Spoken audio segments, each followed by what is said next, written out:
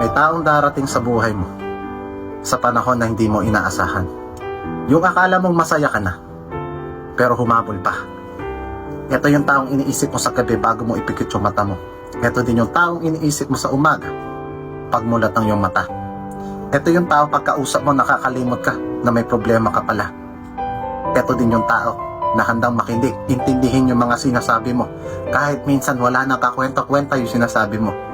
Sobrang gaan ng loob niya sa isa't isa na kahit ano pwede niyong pag-usapan. Kayang-kaya niya nga sabihin sa'yo kahit yung masakit na katotohanan. Nararamdaman mo gusto at mahal mo na siya. Ang problema, hindi siya pwede maging para sa'yo. Ngayon naguguluhan ka kung anong gagawin mo.